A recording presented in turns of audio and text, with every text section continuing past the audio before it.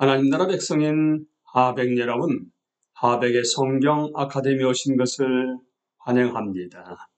이 시간은 신약을 읽다 46강 시간입니다. 함께 나눌 주제는 오순절 시대 제2부입니다. 바울이 고린도에 머무는 동안 로마서를 쓰다 바울이 이스라엘의 소망 때문에 쇠사슬에 묶이다. 이스라엘의 소망으로 말미암아 내가 이 사슬에 매인 바 되었노라.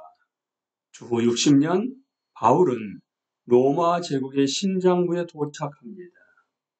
로마는 100만 명이 넘게 거주하는 거대한 도시이자 당시 세계에서 가장 큰 도시였습니다. 로마 건축물의 엄청난 규모와 범위는 황제의 야망과 권위를 그대로 보여주었습니다. 바울은 주전 4세기에 건설된 세베란 장벽에 있는 포르타 카페나를 통해 도시에 들어섭니다. 그리고 글라우디오 아래 최근 건설된 높이가 33m에 달하는 송수관을 지나갔습니다. 또 네로가 제멋대로 만든 25만 좌석 규모의 경주로인 키르쿠스 막시무스를 지나 걸어갔습니다. 그리고 팔라티나 언덕에 세워진 황제의 궁정과 신전들도 보았습니다. 바울은 신성한 길을 따라 로마 시민의 중심지인 포럼을 지나갔는데 그것은 로마에 돌아온 군대가 개선 행군을 하던 곳이었습니다. 바울은 공공연설이 행해지던 높은 단상을 보았습니다. 또 모든 도로의 시작점을 알리고 로마로부터 제국의 주요 도시에 이르는 거리를 기록해 놓은 금으로 된 이정표를 지나쳤습니다. 바울은 주피터 옵티무스 막시무스의 화려한 신전이 있는 카피톨리누스 언덕도 봤습니다. 그곳은 주피터, 주노, 미네르바와 같은 신들에게 헌정된 로마의 종교 중심지였습니다. 마침내 바울은 도시의 북동쪽에 위치한 근위대 평영으로 향합니다. 여기서 율리오는 지휘관에게 보고하고 바울을 넘겨주며 그 제목을 기록한 서류를 건네줍니다.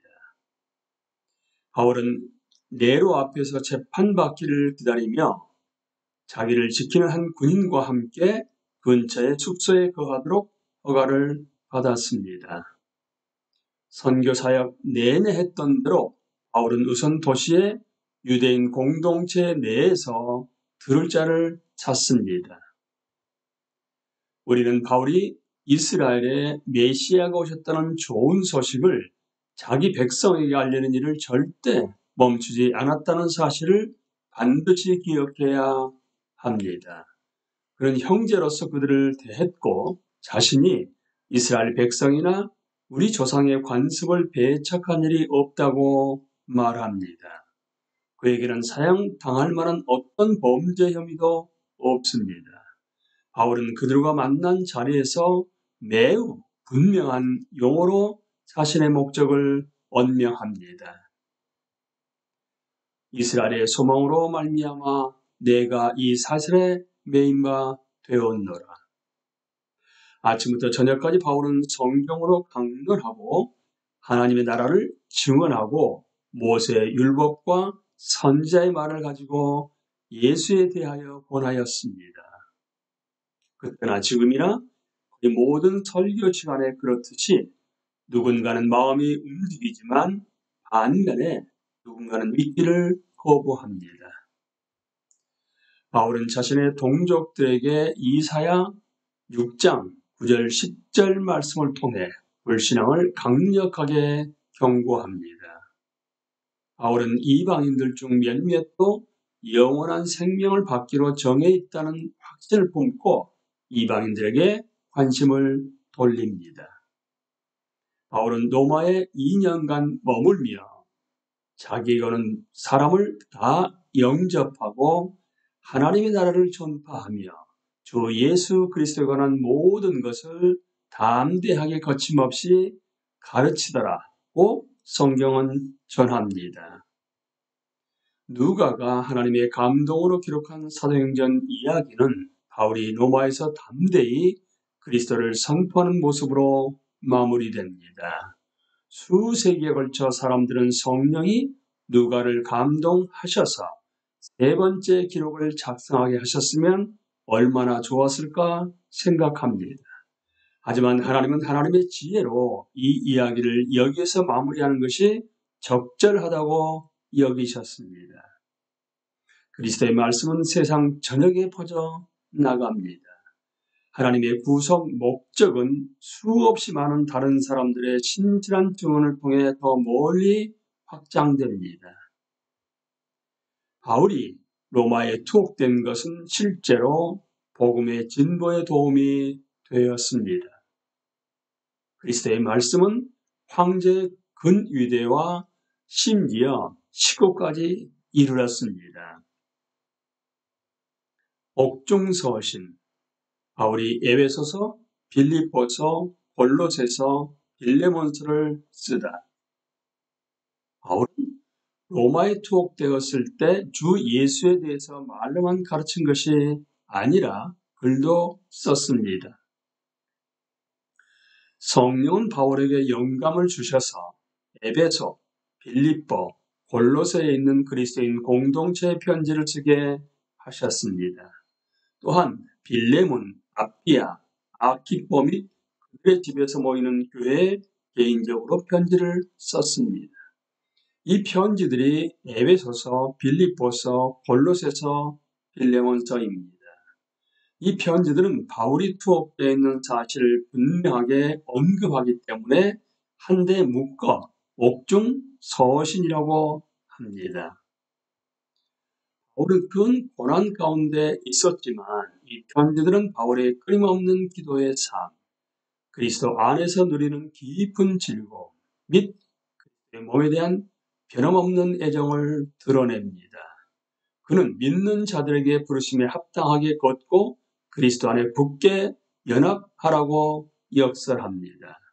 그들은 모든 일에 그리스도를 닮아야 합니다. 그들은 거짓 교사들을 경계하고 그리스도 안에서 온전한 성숙을 추구해야 합니다. 바울은 그들이 복음 안에서 동역함을 그리스도께 감사드리고 자신이 재판을 받을 때 담대하게 증언하고 좋은 결과가 나오도록 기도해달라고 요청합니다. 바울이 석방되어 서바나 선교를 하다가 다시 투옥됩니다. 후에 바울은 자신이 첫 번째 변호를 할 때 주께서 내 곁에 서서 나에게 힘을 주심은 내가 사자 입에서 건짐을 받았느니라고 말합니다. 몇몇 초기 기독교 자료에 따르면 바울은 석방되어 서바나에서 선교하다가 이후에 로마의 두 번째로 투옥되었습니다. 이 두 번째 투옥 기간에 성령은 바울을 감동하셔서 자신이 신뢰하는 복음의 동력자들에게 마지막 편지를 쓰게 하십니다. 그들은 부활하신 예수를 다음 세대 기독교 지도자들 사이에서 섬길 것입니다. 이 편지가 바로 디모데 전후서와 디도서입니다. 목회서신, 바울이 디모데 전후서와 디도서를 쓰다. 바울이 디모데와 디도에게 보낸 편지는 완숙한 목회의 지혜와 더불어 미래 교회의 지도자들을 향한 애정으로 가득합니다. 이 세 편의 편지를 목회 서신이라고 합니다. 바울은 이 교회 지도자들에게 경건한 성품의 중요성과 하나님이 선포하신 말씀의 우선됨을 가르칩니다. 바울은 그들에게 복음의 주제는 다윗의 씨로 죽은 자 가운데서 다시 살아나신 예수 그리스도임을 상기시킵니다. 바울은 가장 위대하고 가장 효과적이고 절대로 마르지 않는 가르침의 근원이 하나님의 말씀이라고 강조합니다. 왜냐하면 모든 성경은 하나님의 감동으로 된 것으로 교훈에 유익하기 때문입니다. 오순절 시대를 마무리하면서 바울의 생애 말년과 기타 편지들을 가르침 시대에 다룰 것이라는 점을 기억하십시오. 우리는 이어지는 장에서 각 편지의 내용을 자세하게 다룰 것입니다. 오순절 시대 우리의 주된 관심은 사도행전의 이야기였습니다. 다음 시대에 넘어가면 겹치는 부분이 다소 있을 것입니다. 시대로 이어지기 전에 아직 사도행전을 읽지 않았다면 꼭 한번 읽어볼 것을 권합니다. 예수님께서 교회를 통해 행하신 모든 일을 담은 이 역사적 기록으로 마음이 동하여 여러분도 증인이 되게 하는 것이 저자의 기도 제목입니다. 예수님께서는 제자들에게 약속하셨습니다. 오직 성령이 너에게 임하시면 너희가 권능을 받고 예루살렘과 온 유대와 사마리아와 땅끝까지 이르러 내 증인이 되리라. 우리가 성령의 권능을 받아 열렬한 증인이 되어 아직 복음이 닿지 못한 사람들에게도 예수님의 이름이 높여지기를 기도합니다. 우리는 이 시간에 오순절 시대 제2부의 마지막 내용에 대해서 함께 나누었습니다. 강의를 마치겠습니다. 감사합니다.